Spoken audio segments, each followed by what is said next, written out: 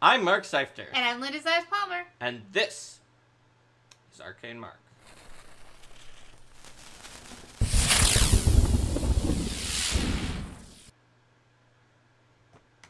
Hello, everybody. Welcome to Toolbox, inspiration from other media. In this episode, we're going to talk about both GM and players being inspired by other media. And by other media, we mean basically media that are not also tabletop RPGs. So it could be other RPGs, TV shows, movies, comic books, anything else that helps inspire you. And sometimes other media is not even fiction. You could be inspired by real life events or history or anything like that. Essentially, when I was doing playwriting in school, the professor says playwrights are always watching everything that's around them, looking at every story that happens in the news, reading other fiction, or just watching people interacting like on the bus or on the train or just as you're walking past them, looking for human interactions. But it's not just playwrights who do that. It's also people in role-playing games. If you've ever seen something and been like, that would be an interesting plot for me to run in an RPG, or that could be an interesting hook for a character, or, oh, wow. So, sometimes when I've gone to locations in the world that are like, wow, this area with temples with, like, trees growing out of the rocks would be a great set piece environment for an adventure. That's happened to me. So, if you're always on the lookout, you can really add vibrant details to pretty much every I'd say pretty much, game. if your imagination's kind of active in the background and you find something that says, hey, I could latch onto this inspires me, this sight, this sound, this experience. It might be a vista it might be a beautiful vista. It might be just like something that strikes you as being out of your ordinary experience. Or it could be... Or if it's Starfinder and you're inspired by Windows Vista. I mean, so much of storytelling is ways for people to kind of make sense of what they see around them and translate their experience into stories. Steven from Roll for Combat is inspired by me. Aw, me too. So the another thing that people draw from a fair bit is history, like Mark mentioned, history as well as current events. I know that people there's a lot that comes from people looking at sort of generally things that are going on and finding some way to express similar themes and ideas and feelings without directly referencing the specifics. Right, like. A lot of very powerful media, even that's not in role-playing games, is based on sort of slightly changing up certain aspects of real-world events. So, for instance, the zombie plague phenomenon is based on our real-world anxieties that we had even before COVID-19 about some giant world-sweeping plague that could happen. With SARS and a lot of other, and Ebola, there have been a lot of other scares, and together that scientific scare and the sort of magical / scientific zombie plague scare sort of built up together. And similarly, that you can find sort of not just palette swapped, but refined, but based on some other phenomena version of all sorts of modern day anxieties that you put into your role-playing games. And sometimes they can sort of move in even more directions than that. So, for example, there's alien abductions, which are not a real-world threat, but then those kind of go into the Darrow in Pathfinder, and the way that they abduct people and they can't remember are sort of based off of the horrors and anxieties of a non-real-world threat of the alien abductions. And when dealing with these sorts of things that are based on threats that are based on threats that people may actually fear encountering in their lives, it's important to consider how much distance you're placing between the actual the actual specifics and how different it is from the actual source material. This is something we've definitely been looking at Paizo in terms of disease themes and adventures and what's going to be okay and what's going to be potentially triggering for people. And I think that that's something that really depends on the individual group, because for some people it can be very cathartic to work through and battle against something that mirrors something that there's an analog to something that's in their real lives that they can't control, but in this setting of this game their characters can do something against that. And for some people it's like, well, this is just bringing too much of the real world into what I'm doing.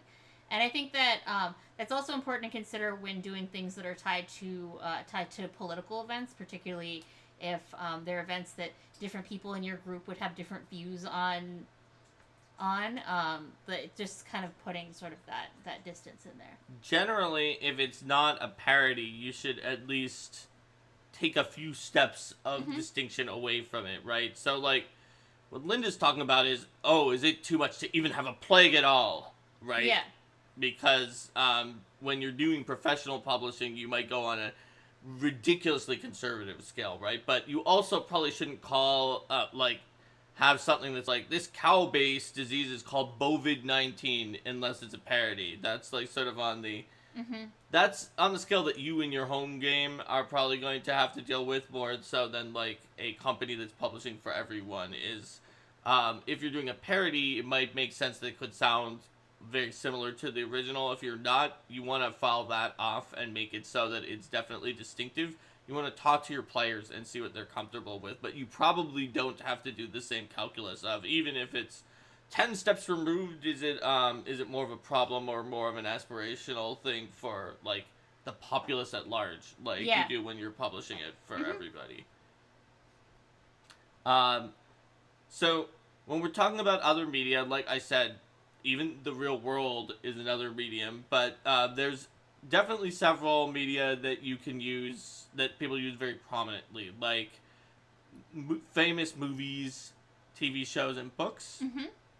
Other RPGs, and like I said before, comic books are pretty common. Plus, I mean, there is sort of that trope of like players who come in and are like, well, my first character is going to be Legolas. That's right. Hey, when I ran my very first game, the only person who had played before and had any experience, their character was named Legolas. Like, literally was an elven archer. And all of my new players were creative enough to come up with something that was not literally Legolas, but the experienced player was Legolas. There's nothing wrong with people playing Legolas sometimes. We were playing Dungeons and Dragons with Legolas the archer, and he filled up his sheet with like all this mundane gear and a portable battering ram and a 10-foot pole and all the other things that the new players did not buy. All of those things, and he was like, "No, you have to have a 10-foot pole." We did, none of the other players knew that you had to have that, but fortunately, Legolas knew. So yes, it doesn't always have to be particularly creative or different if you can't come up with something, but generally you should. And when you're being inspired from other media, you have to decide how you're going to do that inspiration and homage. Is it going to be sort of visual? Are you going to take sort of images that you find online that are from the other media and say, oh, look, here's a picture. This can be the monster or the character. It could be, it could also be a catchphrase or it could also be a catchphrase or a manner of speaking. That's right. If you find a fun mannerism from a character in a book or in some other medium, you can use that. Another common one is pieces of the backstory. Yep, definitely. That are inspired. You could take sounds or music from other media and try to make leitmotifs, which are sort of music that you play for a particular character or theme. Like, think Star Wars is full of leitmotifs where, like, Darth Vader comes on and you hear the Imperial March. But also, you can be inspired from media when it comes to new plots. So you could come up with you could take an interesting plot twist or general plot-based idea from another medium. You could be inspired from like the overall visuals and aesthetic. One that's very common when it comes to that from a lot of fans is anime, which have a very specific visual aesthetic and certain tropes that are very common that fans of the genre are likely to enjoy. And we definitely we were at an anime convention in Houston, and we were thinking what panels would be like a good overlap that could get people to come to it, because it was mostly an anime convention, but it had us as role-playing game guests, and so we did one about like adding more anime to your RPG. Yeah, that was a fun one. Yep, that was one of the most popular ones we did, although to be fair, we had a good topic that just was cross-scheduled with like one of the leads from My Hero Academia talking at the same time, so nobody came to that there one. There was no choice. That wasn't personal. What anime fan is going to see us talk about some other topic when they can see when they can see that? But when it comes to matching the aesthetic, you want to look a little bit at your type of medium that you're interested in with an eye towards not just being a viewer, but being someone who's trying to express that medium in your game. So, for example, if you're trying to express some of the tropes of anime in your game, you wouldn't necessarily just go with like the very baseline and shallow level of being like, okay, everyone has spiky hair. Everyone has spiky hair and big eyes, and and now it's anime. But you want to think about some of the themes of so like more so if you're you might have one with like flashy attacks or flashy attacks or over the top reactions to events. And big, sort of lengthy and cumbersome names for attacks. Yes.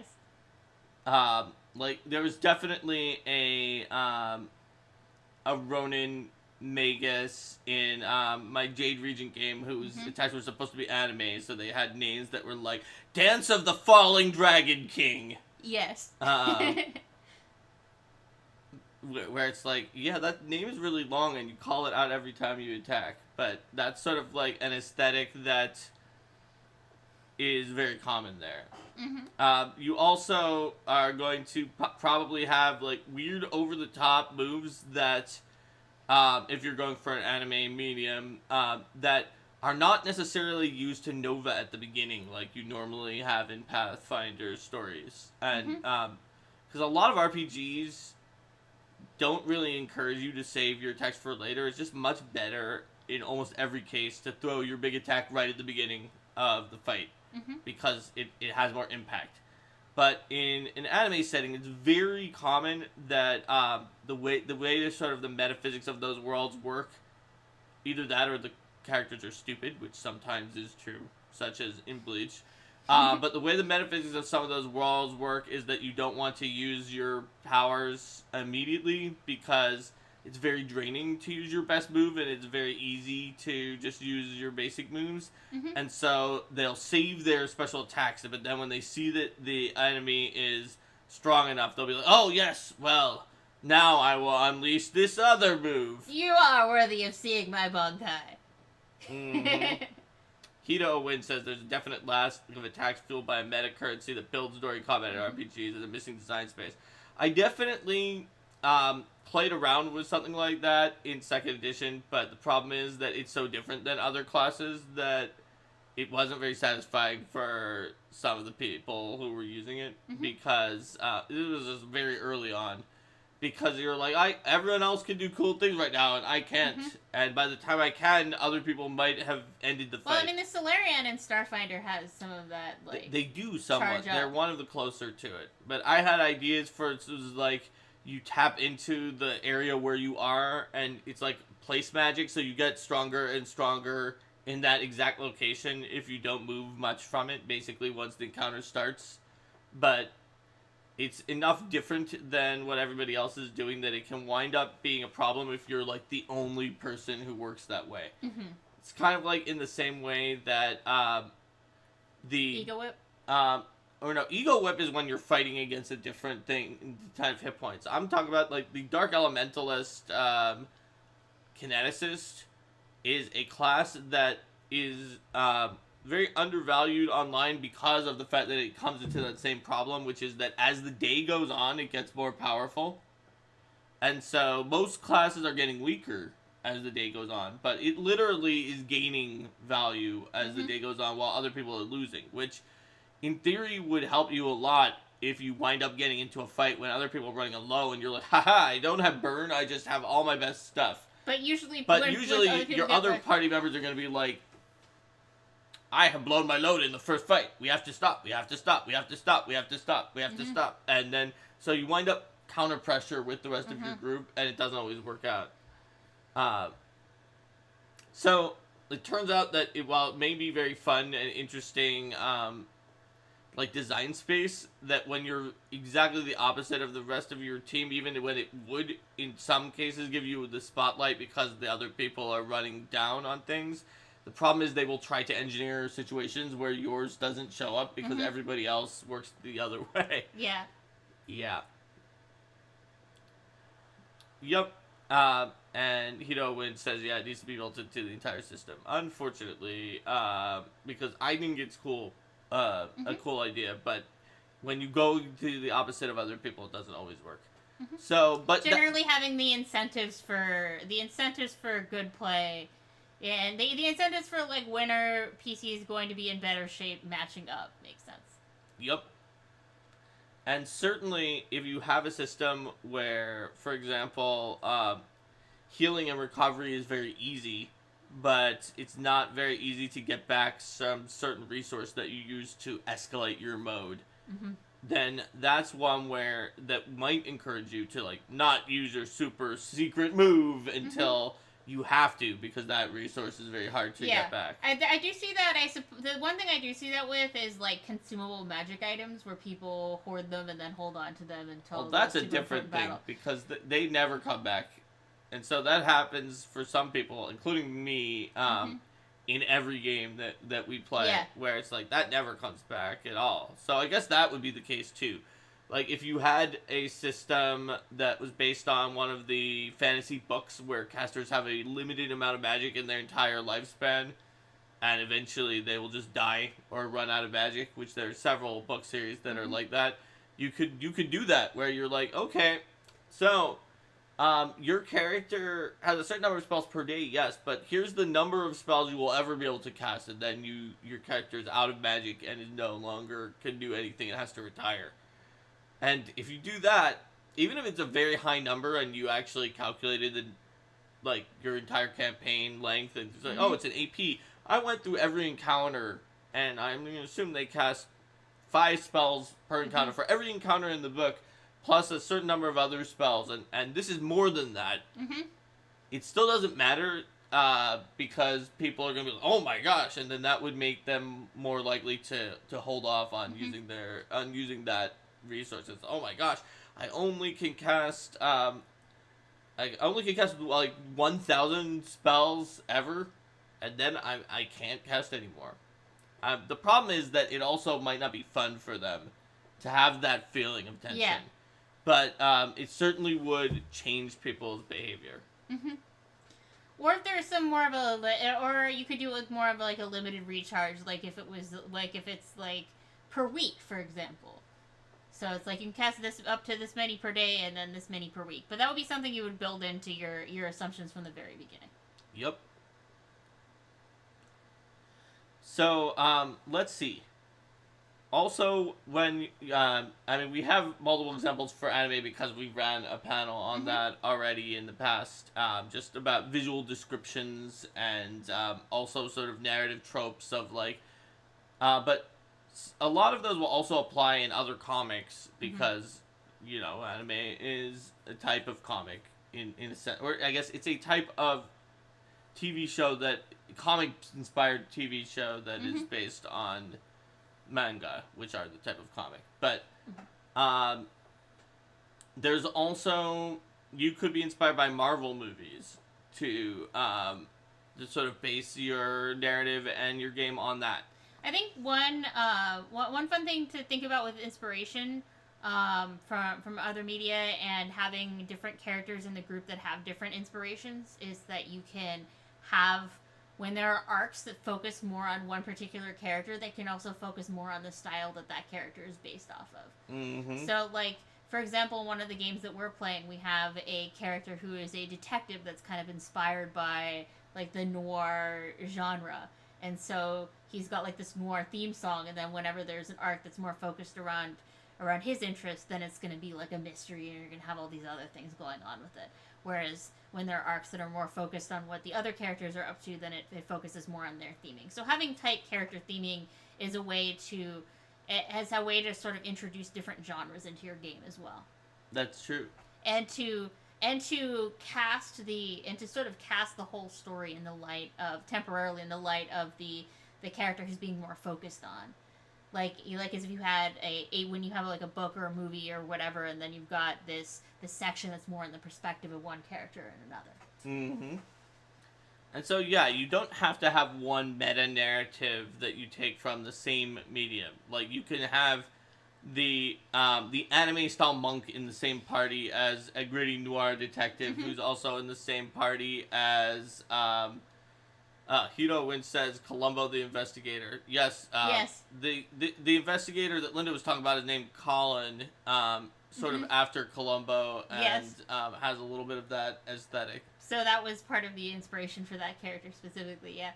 But, so, like, if you have the anime monk, then you might have, like, if you have the anime monk and the investigator in a party, then you might have a story arc that's about a complicated crime, and then you might have another story arc that's about, like, an over-the-top fighting tournament. And then you might also have the character who is based off of Gandalf, as your wizard, or Legolas, or something like that. That's very Lord of the Rings. Traditional fantasy. So then you might have then you might also have a segment that's more about the journey. And maybe you have like an orc who is based off of World of Warcraft orcs. So you wind up with different genres for everybody in the party. And when you have these different genres here, that's also a way that sort of the players, if they tell you about that inspiration, can communicate to you what kind of story they want to see for that character. That's right. Stunt Monkey is here for 100% for anime stunt monks. Yes. Josh's first PC based off of World of Warcraft despite never playing World of Warcraft. There you go. Well, I didn't really watch Columbo before. I saw like I had vaguely heard about Columbo, and then I watched like some clips and things like that. So it's only loosely inspired, I suppose. Linda, by the just idea. one more thing. Yes, exactly. Just one more thing. Yep. So it doesn't have to be. You don't have to be an expert on a particular idea to pull into it as inspiration. Zathos says EverQuest. Yes. Gnome Gunslinger inspired by Battle Bears. Nice. So a lot of people just come into games thinking about these other media, so it's actually pretty natural. In fact, most of you watching this probably have created at least something inspired by other media, but like my main message is to, if you are really thinking about creating things for tabletop RPGs, whether you're a home GM or player, or you want to write something, just go out like those playwright professors say to do for plays, and just be on the lookout for something that's cool that you can take. And that's a big difference, because most people aren't doing that, but most people are actually bringing in their favorite media already, at least a little bit, into characters that show up in games. It's not media, but while we're on the topic of observing things, I found that dreams can also be a useful source of inspiration. Dream is a type of medium, I guess. Well, I mean, I know I have more vivid dreams than most, but dreams can still inspire ideas. I know that I've pulled several monster ideas out of nightmares that I've had, and I also have and I've also pulled like ideas for scenes, ideas for mechanics, ideas for like stories and things like that. If you have the sorts of dreams that you wake up and you're just like, wow, then making some notes about them can help out with sort of being able to pull those ideas forward. Rex Liquid says, get your fortune told. A medium is the type of medium. Yes. I mean, weird fortune telling can be a medium that you use. Dover Cook says Diablo 3 an anime. So yeah, we didn't talk about it, but other RPGs, including computer or console, and other RPGs, those because could be they a type of have medium too. they have some mechanical similarities as well, generally compared to just media as a whole. Maybe able to have ideas that you can translate over more directly. Mm-hmm. Like, yeah, absolutely. Since they generally have a mechanical basis to them, so you don't have to, like, try to guess how you would mechanize something that was not really meant to be played out, but more meant to be, oh, this is interesting. So like if you had a character in an RPG who was like a potions master character, then it's a lot easier to kind of translate it over to, oh yeah, drinkable, consumable items. That's probably gonna be an alchemist or what have you. Joe says pulling books on the shelf, you can get mix and match names too if you're stumped and you can't come up with a name. What I'll do sometimes is I'll look up names in other languages and like take or from things like that, and I'll take like bits of sounds and kind of mix them up because I don't like directly pulling existing names. And then if I do that I like doing that for home games. If I'm doing that at Paizo, of course, there's more of like a standard of make sure it doesn't accidentally mean something. So, I mean, I would say in general, like doing a quick Google of your character's name is a good idea to make sure that it doesn't accidentally mean something, because sometimes it does, and And yeah, like Wynn said, sometimes you wind up with someone who wants to play the Terminator in an X-Files RPG, and it's just from the wrong medium, and it clashes a little bit too much. So, yeah, that's a good point, that these different themes are not always going to be able to work together. So, making sure that you know from the beginning, this is a great, let's say, Session 0 again. This is a great thing for Session 0 and early on in the campaign to get a sense of what players want out of the game, and make sure that you don't have somebody who's like, I want this to be my journey of where I become a god, and everyone else is like, I want this to be a journey where we barely survive against challenging odds. And learn how ineffective we ultimately are against the Cthulhu forces of the cosmos. Yep. And other media also includes, like, myth and legends, too. Like, I definitely pull a lot of inspiration from legends when it comes to making illusions or getting inspired for sort of fantasy tropes and how they come from so many different cultures, sort of cultural backdrops. I definitely recommend also Googling images and landscapes, fantastical landscapes, things like that. Because even if it's not from like a specific story, I might just look around a general idea. Like I might just be like elf palace, elven palace, or like I might Google a lot of, or mystical whatever, and then I'll like look through the Google images and see if I can refine that to see something that inspires me for a particular idea that somebody has already made. Yep. Jim says Gilgamesh, and I definitely had a Planescape one-shot where one of the characters was literally Gilgamesh. He was a clueless who was pulled by a ritual into the situation. He was one of the pre-gen PCs, and he was always talking about like Uruk and other things that nobody had ever heard of, and be like, "I'm a big deal. I'm a god king where I come from," and they're all like, "Oh, whatever." Clueless. Let's see. And I think that Byron Streep says tabletop games like Settlers of Catan could be an inspiration. Yeah. I guess what I was getting at there too is that looking at these images can also be a great way to find artists whose work inspires you. And Altro mentioned songs, which songs are another great medium that we hadn't brought up yet, other than saying to play as music or leitmotifs. But yeah, the lyrics of songs, or even just the way that a song makes you feel, kind of inspire the character rather than the other way around, where you have the character and you look for the right music for the character.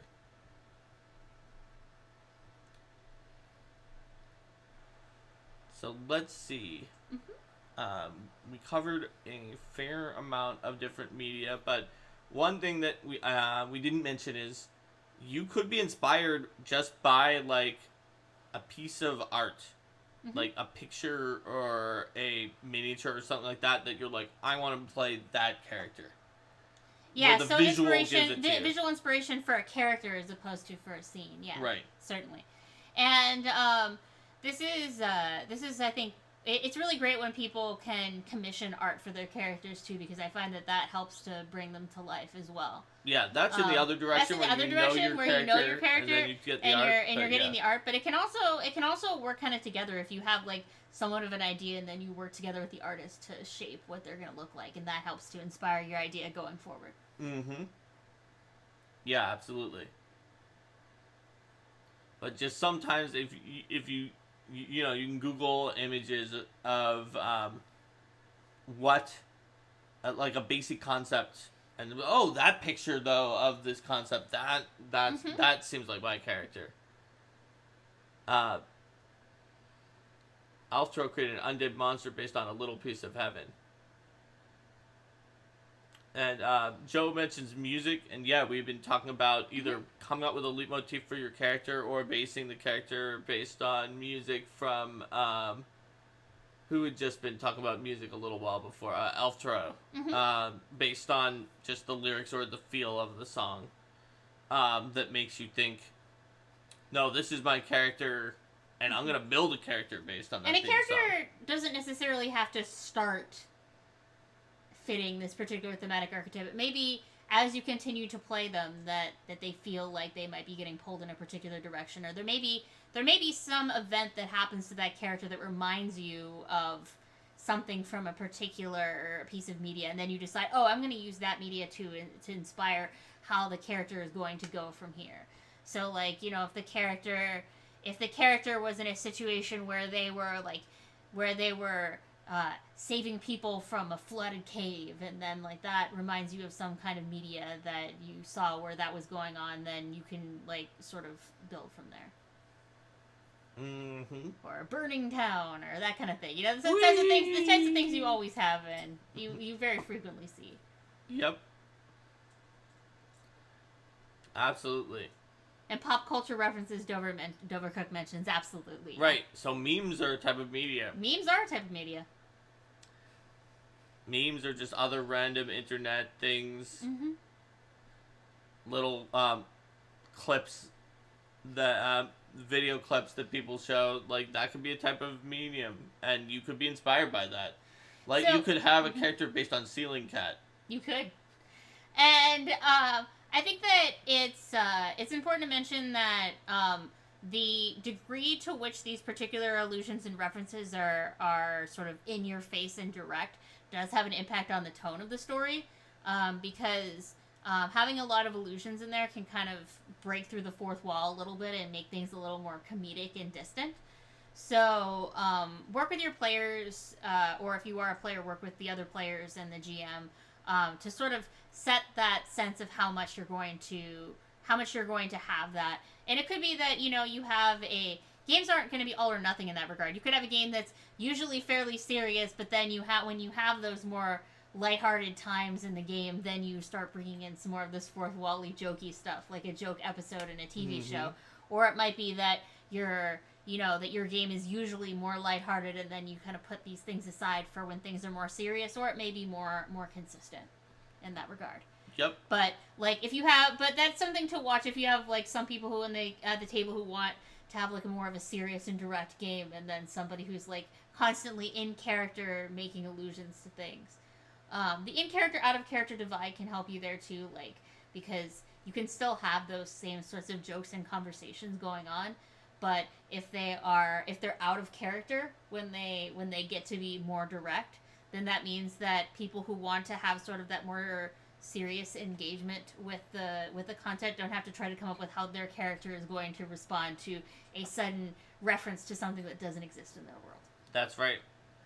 Also, when I was talking earlier about observing people and you can put them in just like playwrights do, I will note that some playwrights who have written plays that were based on things they observed from people who could tell the play was based on them have not had great reactions from other people. So keep that in mind. Also, that if you are throwing in idiosyncrasies from actual people into your game, and that those people can see that you're doing that, they might not take it well. So for that, I would say that would be more like sort of plot inspiration if you see like a certain event or whatever, and you decide to pull that, or things from like celebrities or people who are definitely in the public spotlight, so that's not going to be seen to be like, oh, this person is being weirdly intrusive.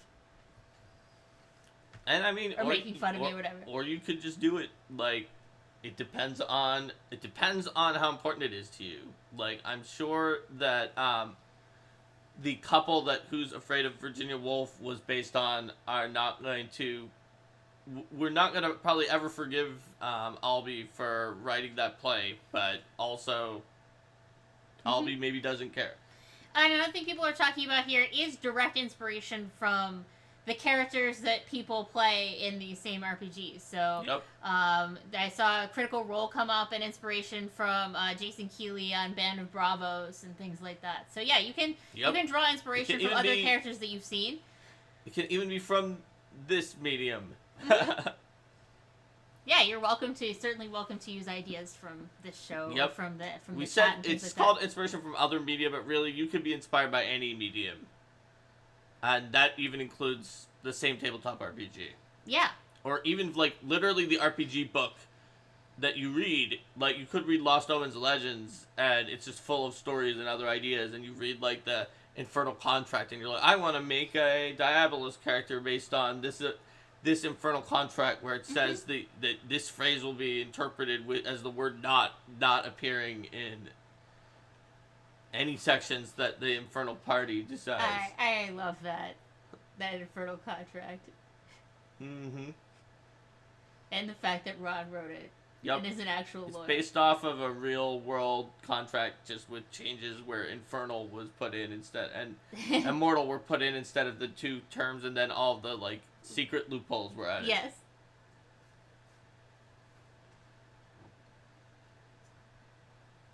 So I think that was a pretty good overview of a variety of different sources. Do people have any more questions for us before we sign off for the day? Into Twitchland? Raxa Liquid says that his Cartomancer Wince is loosely based off of Gambit, which, to be fair, I'm 95% sure the entire Cartomancer Witch archetype was loosely based off of Gambit. Let's see. What do you do in Twitchland? Well, first, we would have to say goodbye to YouTube. Yes, we would have to do that if we wanted to go into Twitchland. Mm-hmm. Elftro heard of people playing characters totally video games based as off well. of Mario and Luigi. Yeah, video games for sure, even if they're not RPGs. Mm-hmm. Or there were two characters in our local PFS that were named Zan and Jaina after the Wonder Twins. They were not actually have the powers of the Wonder Twins from Super Friends, but they were a teamwork build that were exactly the same character as each other, and a very, like, weird PF1 multi-class, like Cavalier 1, Bard 1. Karmic Sorcerer 1 was their most important level because they were based on failing to cast on the defensive, and they wanted to be as bad as possible at casting on the defensive. So they had just enough charisma to cast first level spells, and those are their more powerful spells because they were more likely to fail and trigger their combo of I retributively attack you, and I retributively attack you. When a Karmic Sorcerer fails to cast on the defensive in Pathfinder 1st Edition, one of the enemies threatening them provokes an attack of opportunity. But since they were also Cavaliers, they had paired opportunists, which meant that they got a +4, and both of them got an AOO instead of one. And so they had, like, one level in each of... And they also had Paladins so that they could, as a move action, cast Detect Evil, which on the defensive, and failed to cast it on the defensive. So, yeah. Anyway, they were very loosely based off of the Wonder Twins because they did not turn into the shape of a bucket of water. Uh, let's see. Joe used snapshots of various actors for PCs for a look. After I was talking about browsing Pinterest character artworks for character ideas. Mm-hmm. You can see what kind of other characters people are coming up with. Mm-hmm. So really, like, media especially in the information age is so diverse and available that that we're never going to be able to cover every possible type of medium, but we did sort of cover the meta media. The media is the message, Marshall McLuhan. So you can use those ideas and tips as you're browsing through any kind of medium and to add those into your game. So let's see. It looks like there aren't any other questions. Shall we say goodbye to YouTube? Bye, YouTube. See you next time.